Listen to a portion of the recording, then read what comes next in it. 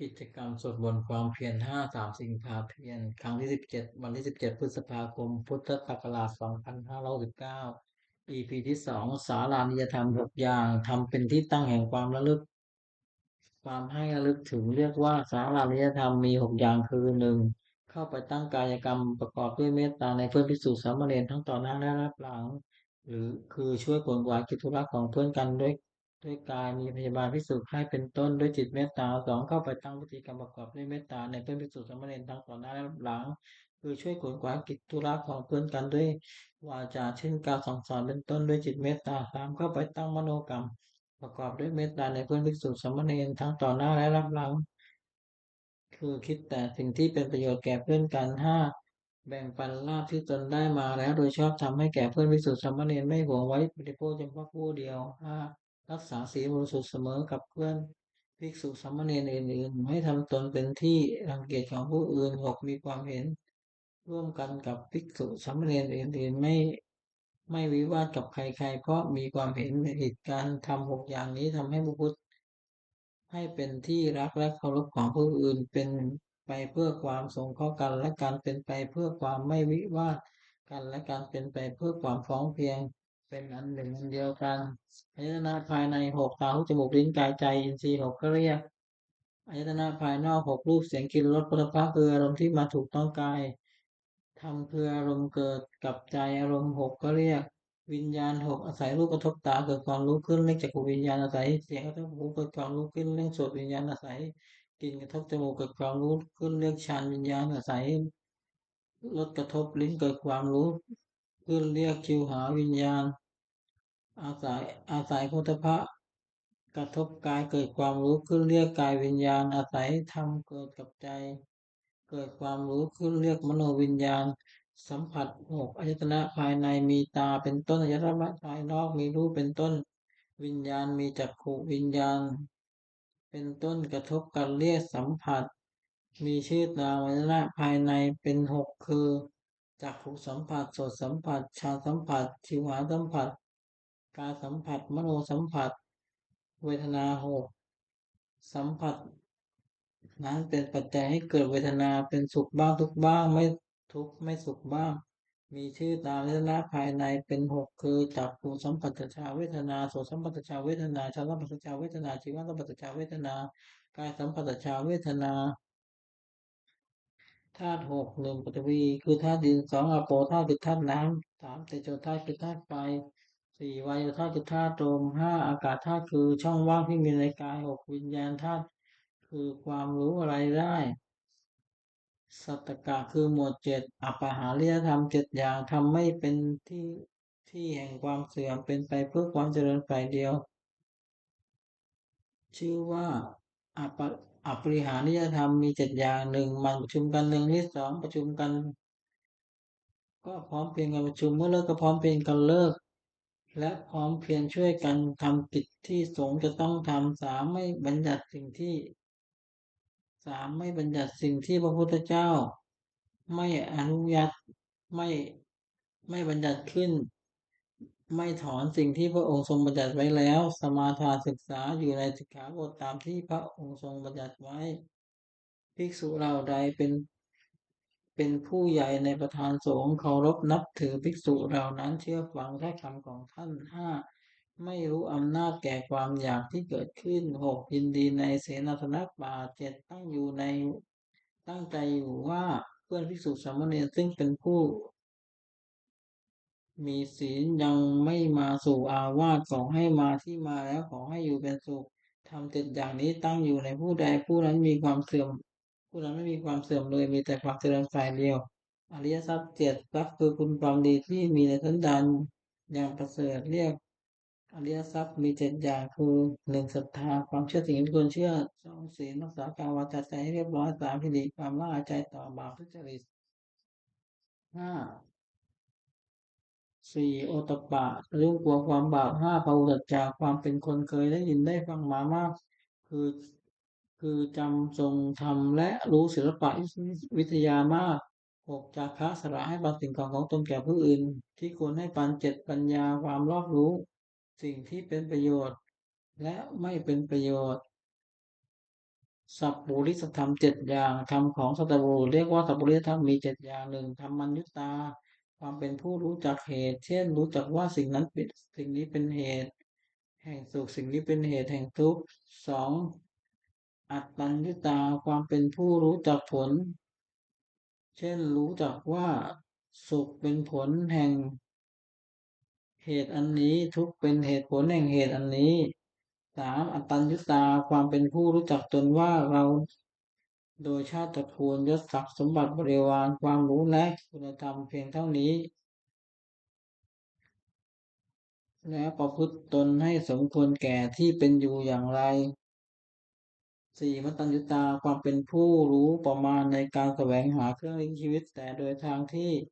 ชอบและรู้จักประมาณในการบริโภคแต่เพียงพอห้ากาลัญญุตาความเป็นผู้รู้จักการเวลาอันสมควรใน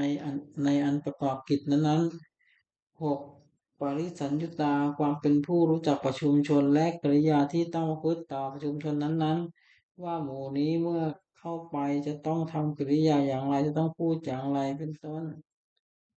เจ็ดบุคคลบุคคละปาโรปัจจุตาความเป็นผู้รู้จักเลือกบุคคลว่าผู้นี้เป็นคนดีควรคบผู้นี้เป็นคนไม่ดีไม่ควรคบเป็นต้นสัพพุริสธรรมมีเจ็ดอย่างหนึ่งสัตบุรุษประกอบด้วยธรรมเจ็ดประการคือมีศรัทธามีความละอายต่อบาปมีความอดต่อบาปเป็นคนได้ยินได้ฟังมากเป็นคนมีความเพียรเป็นคนมีสติมั่นคงเป็นคนมีปัญญาสองจากปรึกษาสิ่งใดไปก็ไม่ปรึกษาเพื่อเบียดเบียนตนและผู้อื่น สามจะคิดสิ่งใดก็ไม่คิดจะเบียดเบียนตนและผู้อื่นสี่จะพูดสิ่งใดก็ไม่พูดเพื่อจะเบียดเบียนตนและผู้อื่นห้าจะทำสิ่งใดก็ไม่ทำเพื่อจะเบียดเบียนตนและผู้อื่นหกมีความเห็นชอบมีเห็นว่าทำดีได้ดีทำชั่วได้ชั่วเป็นต้นให้ทานโดย ให้เจ็ดให้ทานโดยเคารพคือเอื้อเฟื้อแก่ของที่ตัวให้และผู้รับทานนั้นไม่ทำอาการหลุดทิ้งเสียโพชฌงค์เจ็ดหนึ่งสติความระลึกได้สองธรรมะวิจยะความสอดส่องธรรมสามวิริยะความเพียรสี่ปิติความเห็นใจห้าปัสสัทธิความสงบใจในอารมณ์หกสมาธิความตั้งใจมั่นเจ็ดอุเบกขาความวางเฉยเรียกตามประเภทว่าสติสัมโพชงค์ไปโดยลำดับจนถึงอุเบกขาสัมโพชงค์อัฏฐกะคือหมวดแปดโลกธรรมแปดธรรมที่ครอบงำสัตว์โลกอยู่สัตว์โลกย่อมเป็นไปตามกรรมทั้งนั้นเรียกว่า โลกธรรมนั้นมีแปดอย่างคือมีราบหนึ่งมีราบหนึ่งมียศหนึ่งมียศหนึ่งนิทานหนึ่งสรรเสริญหนึ่งสุขหนึ่งทุกข์หนึ่งในโลกในโลกธรรมแปดประการนี้อย่างใดอย่างหนึ่งเกิดขึ้นก็พิจารณาว่าสิ่งที่เกิดขึ้นแก่เราก็แต่ว่ามันไม่เที่ยงเป็นทุกข์มีความแปรปรวนเป็นธรรมดาควรรู้ตามที่เป็นจริงอย่าให้มันครอบงำจิตได้คืออย่ายินดีในส่วนที่ปรารถนาอย่ายินร้ายในส่วนที่ไม่ปรารถนา ลักษณะตัดสินธรรมวินัยแปดประการทำเราได้เป็นไปเพื่อความกำหนัดย้อมใจหนึ่งเป็นไปเพื่อความประกอบทุกข์หนึ่งเป็นไปเพื่อความสะสมความกิเลสหนึ่งเป็นไปเพื่อความอยากใหญ่หนึ่งเป็นไปเพื่อความไม่สันโดษยินดีด้วยของมีอยู่คือมีนี่แล้วอยากมีนั่นอยากได้นั่นหนึ่งเป็นไปเพื่อความทุกข์ทีด้วยหมู่คณะหนึ่งเป็นไปเพื่อความเกียจคร้านหนึ่งเป็นไปเพื่อความเลี้ยงยากหนึ่งทำเหล่านี้ คุงรู้ว่าไม่ใช่ธรรมไม่ใช่วินัยไม่ใช่คำสอนของพระศาสดาทำเราใดเป็นไปเพื่อความคลายกำหนัดหนึ่งเป็นไปเพื่อความปราศจากทุกข์หนึ่งเป็นไปเพื่อความไม่สะสมความกิเลสหนึ่งไปเพื่อความอยากอันน้อยหนึ่งเป็นไปเพื่อความสันโดษโดยยินดีด้วยของที่มีอยู่หนึ่งเป็นไปเพื่อความสงัดจากหมู่หนึ่งเป็นไปเพื่อความเพียรหนึ่งเป็นไปเพื่อความเลี้ยงง่ายหนึ่งทำเหล่านี้พึงรู้ว่าเป็นธรรมเป็นวินัยเป็นคำสั่งสอนของพระศาสดา มักมีองค์แปดหนึ่งสัมมาทิฏฐิปัญญาอันเห็นชอบคือเห็นอริยสัจสี่สองสัมมาสังกัปปะดำริชอบคือดำริออกจากกามหนึ่งดำริในอันไม่พยาบาทหนึ่งดำริในอันไม่เบียดเบียนหนึ่งสัมมาวาจาเจรจาชอบคือเว้นจากวจีทุจริตสี่สัมมากัมมันตะทำการงานชอบคือเว้นจากการทุจริตสาม สัมมาชีวะเลี้ยงชีวิตชอบคือเว้นจากความในชีวิตโดยทางที่ผิดสัมมาวาจาสัมมาวายามะเพียรชอบคือเพียรในที่สี่สถานสัมมาสติระลึกชอบคือระลึกในสติปัฏฐานทั้งสี่สัมมาสมาธิตั้งใจไว้ชอบคือเจริญญาณทั้งสี่ในองค์มรรคมีทั้งนั้นเห็นชอบดำริชอบสงเคราะห์ชอบเข้าในปัญญาสิกขาวาจาชอบการงานชอบเลี้ยงชีพชอบสงเคราะห์เข้าในศีลสิกขาเพียรชอบระลึกชอบตั้งใจไว้ชอบสงเคราะห์เข้าในจิตตสิกขา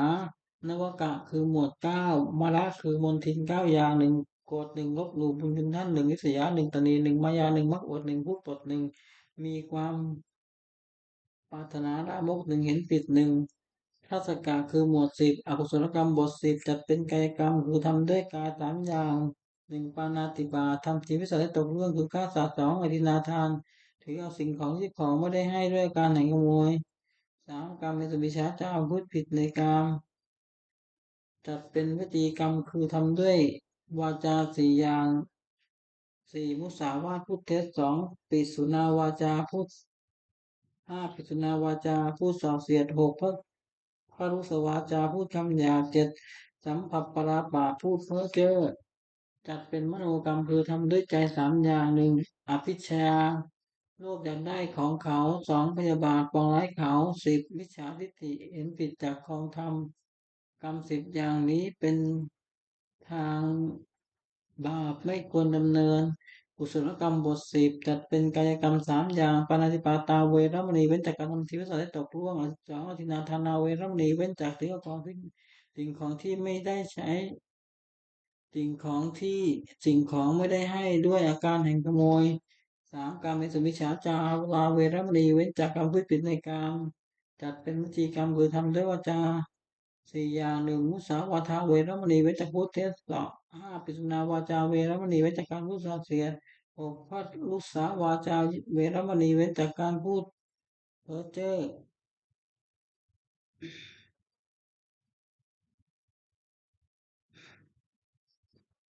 ปิสุนายะวาจาเวรมณีเว้นจากการพูดส่อเสียดพลุสายะ วาจายะเวรมณีเว้นจากการพูดคำหยาบเจ็ดสัมผัสปราปาเวรมณีเว้นจากพูดเพ้อเจ้อจัดเป็นมโนกรรมคือทำด้วยใจสามอย่างอนัพพิชาคือไม่รู้อยากได้ของเขาสองอภยาบาทไม่พยาบาทปองร้ายขายสามสิบสัมมาทิฏฐิเห็นชอบตามของธรรมกรรมสิบอย่างนี้เป็นทางบุญคนดำเนินบุญกิริยาวัตถุสิบอย่างทานมะหนึ่งทานนามัยบุญสำเร็จด้วยการบริจาคทานสองศีลนามัยบุญสำเร็จด้วยการรักษาศีลสามภาวนามัยบุญสำเร็จด้วยการเจริญมรณาสีปาจายมัยบุญสำเร็จด้วยการประพฤติทำตนแก่ผู้ใหญ่ห้าเวยาวัจจะมัยบุญสำเร็จด้วยการช่วยขวนขวายในกิจที่ชอบหกปฏิทานามัยบุญสำเร็จด้วยการให้ส่วนบุญเจ็ดปัตตานุโมทนามัยบุญสำเร็จด้วยการอนุโมทนาส่วนบุญแปดธรรมัสวรนามัยบุญสำเร็จด้วยการฟังธรรมเก้าธรรมเทศนามัยบุญสำเร็จด้วยการแสดงธรรมสิบทิฏฐุชุกรรมทำความเห็นให้ตรงทำที่บรรพชิตควรพิจารณาเนืองๆสิบอย่างหนึ่งบรรพชิตควรพิจารณาเนืองว่าบัดนี้เรามีเพศต่างจากคฤหัสถ์แล้วอาการกิริยาใดๆของสมณะเราต้องทำอาการกิริยานั้นๆสองบรรพชิตควรพิจารณาเนืองๆว่าความเลี้ยงชีพของเราเนื่องด้วยผู้อื่นเราควรทำตัวให้เขาเลี้ยงง่ายสามบรรพชิตควรพิจารณาเนืองๆว่าอาการกายวาจาอย่างอื่นที่เราต้องทำให้ดีขึ้นไปกว่านี้ยังมีอยู่อีกไม่ใช่เพียงเท่านี้สี่บัมพิคุนันหนึ่งว่าตัวของเราเองติดเตียนตัวของเราเองโดยศีลได้หรือไม่ห้าบัมพิคุนันหนึ่งว่าผู้ใคร่ควรแล้วติตรองเราโดยศีลได้หรือไม่หกบัมพิคุนันหนึ่งว่าเราจะต้องพัดพรากจากของรักของชอบใจนั้น เจ็ดเป็นมันที่เกิดเป็นเนืองๆว่าเรามีกรรมเป็นของตัวเราทำดีเจ็ดได้ดีทำจะได้ชื่อว่าแปดเป็นที่เกิดเป็นเนืองๆว่าวันคืนล่วงไปแบบนี้เราทำอะไรอยู่เก้าเป็นที่เกิดเป็นเนืองๆว่าเรายินดีในสิ่งที่สงัดหรือไม่สิบมันไม่ใช่เกิดเป็นเนืองๆว่า คุณวิเศษของเรามีอยู่หรือไม่ที่จะให้เราเป็นผู้ไม่เก้อเขินในเวลาเพื่อวิชิตถามในการภายหลัง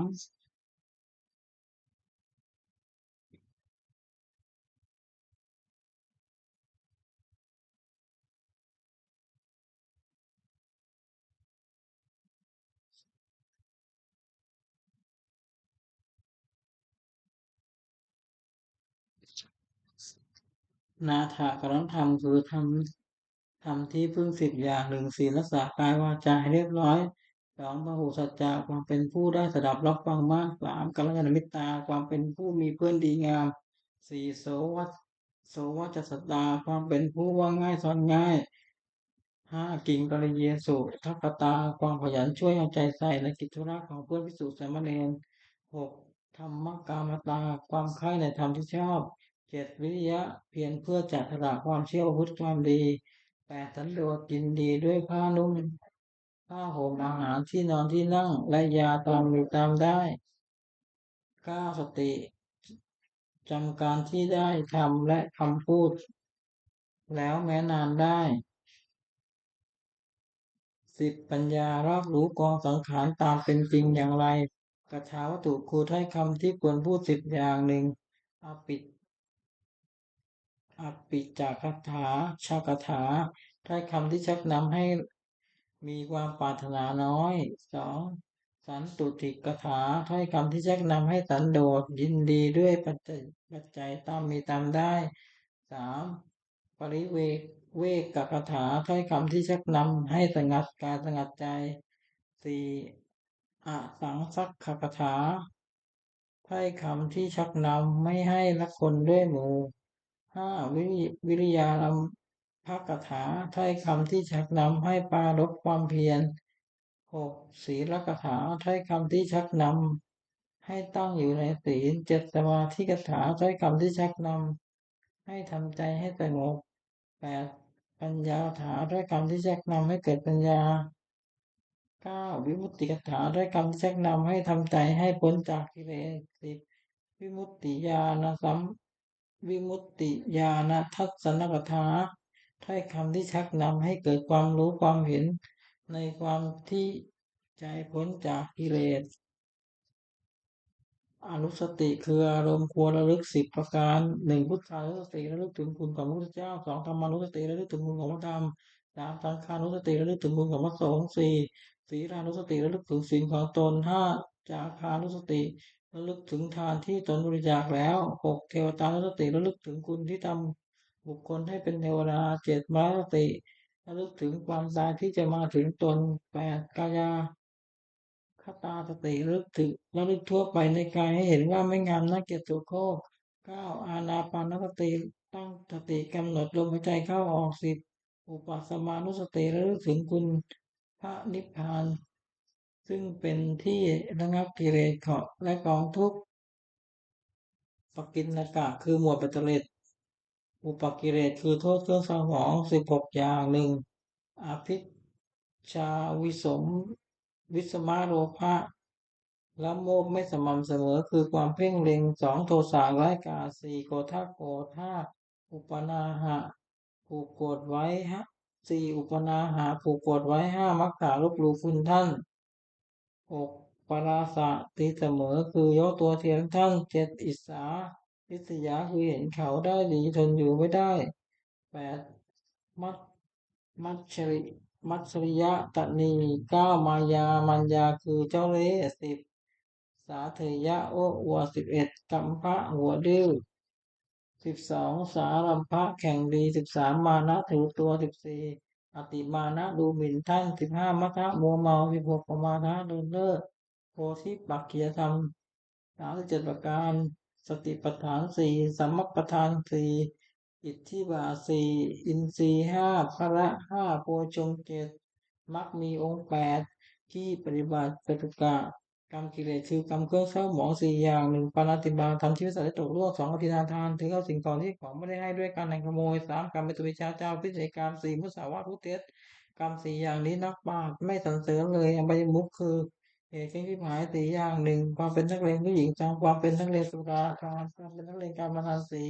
ความพบคุณชั่วเป็นมิตรโทษสี่ประการนี้ไม่ควรประกอบทิฏฐธรรมะทิฏทิฏฐธรรมิกธรรมประโยชน์คือประโยชน์ในปัจจุบันสี่อย่างหนึ่งอุปทานสัมปทาถึงความเรียกว่ามันในการประกอบกิจเครื่องเลี้ยงชีวิตก็ดีในการศึกษาเล่าเรียนก็ดีในการทำธุระหน้าที่ ของตนก็ดีสองอารักขสัมปทาถึงพร้อมด้วยการรักษาคือรักษาทรัพย์ที่แสวงหามาได้ด้วยความหมั่นไม่ให้เป็นอันตรายก็ดีรักษาการงานของตัวไม่ให้เสื่อมเสียไปก็ดีสามกัลยาณมิตรตาความมีเพื่อนเป็นคนดีไม่ก็ควรชั่วสองสมมาชีวิตตาความเลี้ยงชีวิต ตามสมควรแก่กำลังทรัพย์ที่หาได้ไม่ฝืดเคืองนับไม่ฟุ่มเฟือยนะสัมปรายิกตประโยชน์คือประโยชน์ภายหน้าสี่อย่างหนึ่งศรัทธาสัมปทาถึงพร้อมด้วยความศรัทธาคือเชื่อในสิ่งที่ควรเชื่อเช่นเชื่อว่าทำดีได้ดีทำชั่วได้ชั่วเป็นต้นสองศีลสัมปทาถึงความด้วยศีลคือรักษากายวาจาใจให้เรียบร้อยดีไม่มีโทษสามจาระสัมปทาถึงพร้อมด้วยการบริจาคทานเป็นการเฉลี่ยสุขให้แก่ผู้อื่น ห้าปัญญาสัมปทาถึงพร้อมด้วยปัญญารู้จักบาปบุญคุณโทษประโยชน์ไม่ใช่ประโยชน์เป็นต้นมิตรปฏิรูปคือคนเทียมมิตรสี่จำพวกหนึ่งคนปลอกลอกสองคนที่จะพูดสามคนหัวประจบสี่คนชักชวนในทางที่หายคนสี่จำพวกนี้ไม่ใช่มิตรเป็นแต่คนเทียมมิตรไม่ควรคบหนึ่งคนปลอกลอกเมตตาสี่หนึ่งคิดเอาแต่ได้ฝ่ายเดียวสองเสียให้น้อยคิดเอาให้ได้มากสามเมื่อมีภัยแก่ตัวแล้วจะรีบเอากิจของเพื่อนสี่คนคบเพื่อนเพราะเห็นแก่ประโยชน์ของตัว สองคนดีแต่พูดเวลาสี่หนึ่งเก็บเอาของล่วงแล้วมาปราศัยสองอ้างเอาของที่ยังไม่มีปราศัยสามสงเคราะห์ด้วยสิ่งหาประโยชน์ไม่ได้สี่ออกปากพึ่งไม่ได้สามคนหัวประจบเนื้อหนาสี่หนึ่งจะทำชั่วก็คอยตามสองจะทำดีก็คอยตามสามต่อหน้าว่าสรรเสริญสี่รับรางต้องนินทาสี่คนชักชวนในทางยิบหายเนื้อหนาสี่หนึ่งชักชวนให้ดื่มน้ำเมาสองชักชวนให้เที่ยวกลางคืนสามชักชวนให้มุมมองในการเล่นสี่ชักชวนเล่นการพนันมิตรแท้เพียงพวกหนึ่งมิตรมีอุปการะสองมิตรร่วมทุกข์ร่วมสุขร่วมทุกข์สามมิตรแนะนำประโยชน์สี่มิตรมีความรักใคร่มิตรสี่จำพวกนี้เป็นมิตรแท้ควรคบหนึ่งมิตรมีอุปการะมิตรนะสี่หนึ่งป้องกันเพื่อผู้ประมาทแล้วป้องกันทรัพย์สมบัติของเพื่อนผู้ประมาทแล้วสามเมื่อมีภัยเป็นที่พึ่งสำนักได้สี่เมื่อมีธุระช่วยออกทรัพย์ให้เกินกว่าที่ออกปาก สองมิตรร่วมสุขร่วมทุกข์เนื้อหนาสี่หนึ่งขยายความลับของตนแก่เพื่อนสองปิดความลับของเพื่อนไม่ให้แพร่งพรายสามไม่ละทิ้งระยะไว้ว่าสี่แม้ชีวิตก็อาจจะสละแทนได้สามมิตรแนะนำประโยชน์เนื้อหนาสี่หนึ่งห้ามไม่ให้ทำความชั่วสองแนะนำให้ตั้งอยู่ในความดีสามให้ฟังสิ่งที่ยังไม่เคยฟังสี่บอกทางสวรรค์ให้ห้ามิตรมีความรักใคร่เนื้อหนาสี่ หนึ่งทุกข์ด้วยสองสุขด้วยสามโต้เถียงคนอื่นที่ติเตียนเพื่อนสี่รับรองคนที่พูดสรรเสริญเพื่อนสังขาวัตถุสี่อย่างหนึ่งทานให้ปันสิ่งของตนแก่ผู้อื่นที่ควรให้ปันสองปิสยวาจาเจรจาวาจาที่อ่อนหวานสามอัตถจริยาประพฤติสิ่งที่เป็นประโยชน์แก่ผู้อื่นสี่สมานตาความเป็นไป ความเป็นคนมีตนเสมอไม่ถือตัวคุณทั้งสี่อย่างนี้เป็นเครื่องยึดเหนี่ยวใจของผู้อื่นไว้ได้สุขของพระรหัสสี่อย่างหนึ่งสุขเกิดแต่ความมีทรัพย์สองสุขเกิดแต่การจ่ายทรัพย์บริโภคสามสุขเกิดแต่ความไม่ต้องเป็นหนี้สิบสุขเกิดแต่ประกอบการงานที่ปราศจากโทษความปรารถนาของบุคคลในโลกที่ได้สมหมายด้วยยากสี่อย่างหนึ่งขอสมบัติจงเกิดมีแก่เราโดยทางที่ชอบสองยศจงเกิดแก่เรากับญาติพวกพ้องสามขอเราจงรักษาอายุให้ยืนนานสี่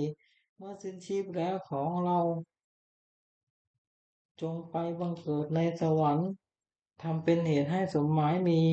อยู่สี่อย่างหนึ่งศรัทธาสัมปทาถึงความด้วยศรัทธาสอง ศีลสัมปทาถึงพร้อมด้วยศีลสามจารสัมปทาถึงพร้อมด้วยบริจาคทานสี่ปัญญาสัมปทาถึงพร้อมด้วยปัญญาตระกูลนั้นมั่นคงจะตั้งอยู่ได้นานไม่ได้เพราะสถานสี่หนึ่งไม่แสวงหาวัสดุที่หายแล้วสองไม่บูรณะวัสดุที่ทำค่าสามไม่รู้จักประมาณในการบริโภคสมบัติสี่ตั้งสติหรือบุรุษทุกศีลให้เป็นแม่เลี้ยงพ่อเลี้ยงผู้หวังจะดำรงตระกูลควรเว้นสถานสี่ประการนี้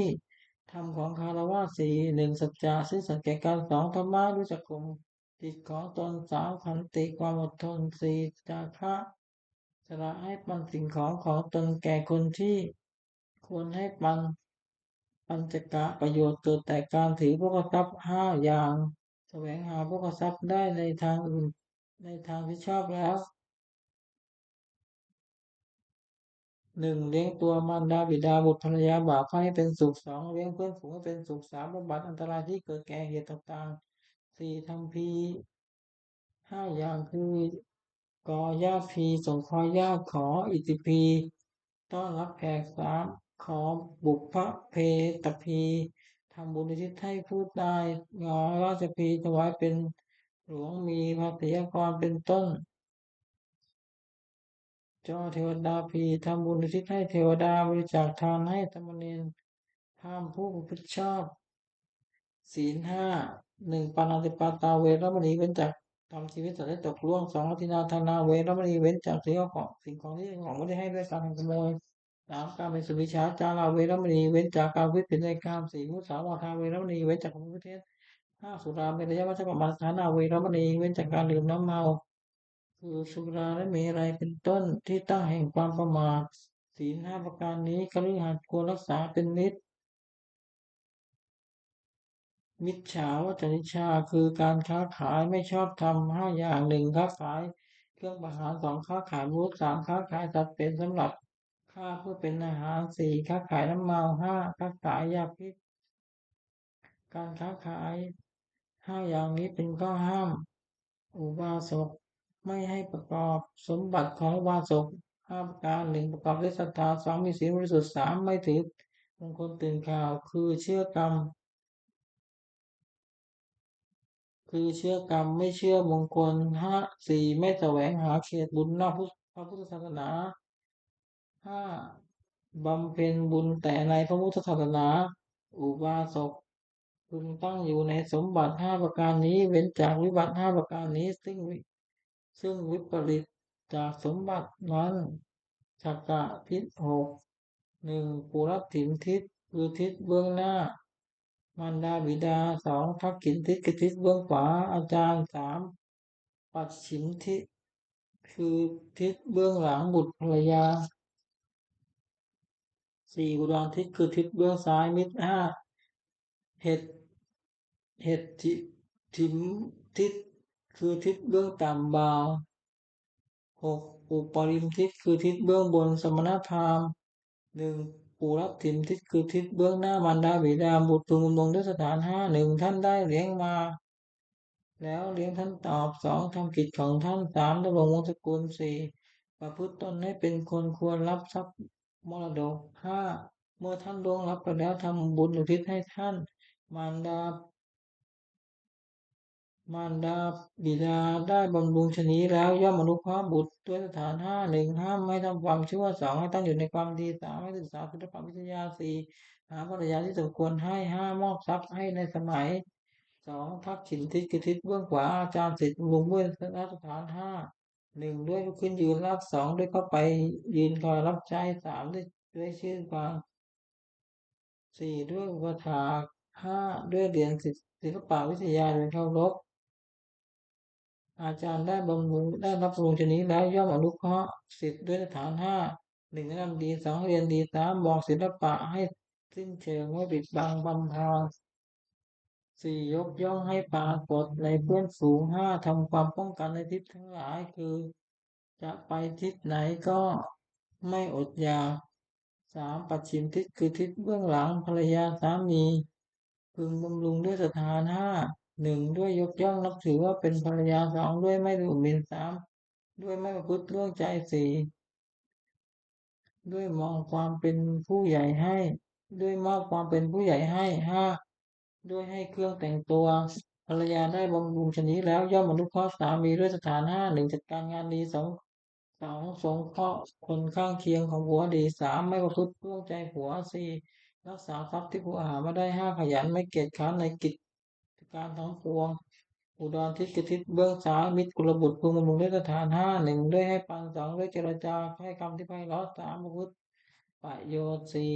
ด้วยความเป็นผู้มีตนเสมอห้าด้วยไม่แกล้งกล่าวให้คลายจากความเป็นจริงมิตรได้บรรลุชนี้ได้ย่อมอนุเคราะห์กุลบุตรด้วยสถานห้าหนึ่งรักษามิตรผู้ประมาทแล้วสองรักษาทรัพย์ของมิตรผู้ประมาทแล้วสามเมื่อมีภัยเอาเป็นที่พึ่งรักได้สี่ไม่ละทิ้งระยะวิบัติห้านับถือตลอดถึงวงของมิตร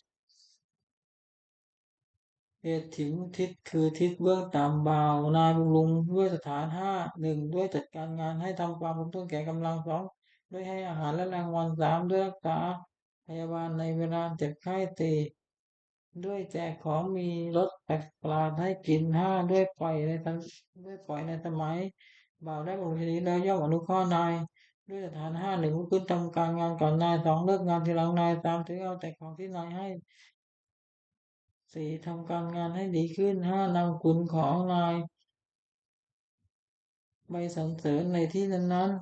ๆหกอุปริมทิศคือทิศเบื้องบนสมณพราหมณ์กุลบุตรพึงบำรุงด้วยสถานห้าด้วยกายกรรมคือทำอะไรประกอบด้วยเมตตาสังวจีกรรมพูดอะไรพูดอะไรประกอบด้วยเมตตาสามมโนกรรมคือคิดอะไรประกอบด้วยเมตตา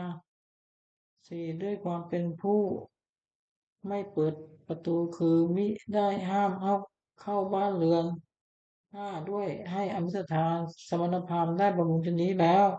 ย่อมอนุเคราะห์กุลบุตรด้วยสถานหกหนึ่งห้ามไม่ให้กระทำความชั่วสองให้ตั้งอยู่ในความดีสามอนุเคราะห์ด้วยน้ำใจงามสี่ให้ได้ฟังสิ่งที่ยังไม่เคยฟังห้าทำสิ่งที่เคยฟังแล้วให้แจ้งหกบอกทางสวรรค์ให้อบายมุขคือเหตุเครื่องยิบหายหกหนึ่งหรือมันเมาสองที่วันคืนสามดูการเล่นสี่เล่นการนันห้าคบคนชั่วเป็นมิตรหกเจ็ดขันทำการงาน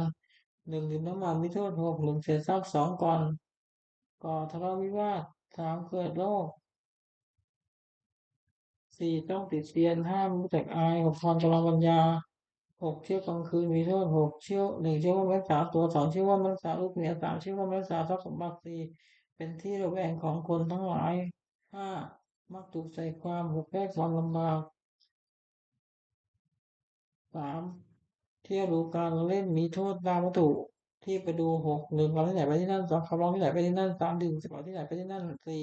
เสพาที่ไหนไปที่นั่นห้าเพลงที่ไหนไปที่นั่นหกเทคที่ไหนไปที่นั่นสี่เล่นการพนันมีโทษหนึ่งเมื่อชนะย่อมก่อเวรสองเมื่อแพ้ย่อมเสียดายทรัพย์ที่เสียไปสามทรัพย์ย่อมเสียหายสี่ไม่มีใครเชื่อถือได้คำห้าเป็นที่หมิ่นประมาทของเพื่อนหกไม่มีใครประสงค์จะแต่งงานด้วยห้าคบคนชั่วเป็นมิตรมีโทษ ตามบุคคลที่ครบหกหนึ่งนำให้เป็นนักเลงการพนันสองนำให้เป็นนักเลงเจ้าชู้สามนำให้เป็นนักเลงเหล้าสี่นำให้เป็นคนลวงเขาด้วยของปลอมห้านำให้เป็นคนลวงเขาซึ่งหน้าหกนำให้เป็นคนหัวไม้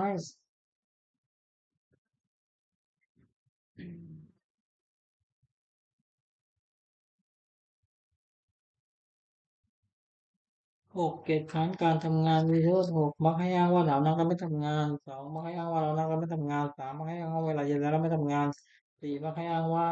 ยังเช้าอยู่แล้วไม่ทำงานห้ามักให้อ้างว่าอยู่แล้วเราไม่ทำงานหกมักให้อ้างว่ากระหายแล้วก็ไม่ทำงานผู้หวังความเจริญด้วยผู้กำทรัพย์พึงเว้นเหตุที่พายว่าประการนี้เสีย ปฏิทานคาถายาเทวตาสันติวิหารวัตนีทุเปคะเรโพธิคะเลตยิงตยิงตาธรรมทานเนนะพวันตุทุสิตาโสติงกโลนเตทวิหารมัตเลเทระจมัจจานุกาตมิกโวสารามิกาธนัมติกตาตกาคามาจเตตานิกามาติสราสปานภูตาสุกิตาวันตุเตชราปุชาเยปีจันทร์วาคังเสตตาตาทวปปาติกานุยานิกาทวราปฏิเตตัพเพปิทุกขัตตะกโรตุสังขยังทัตตุจิรันตังธรรมโมธรรมัตตราจะปุคลาสังโฆโหตุสมโภวา อัฏฐายะจยิตายะจะอาเมระกตุสัตตมโมสัพเพปิตมัจจาริโนพุทธิงสัมปะปุริยมาตัมเม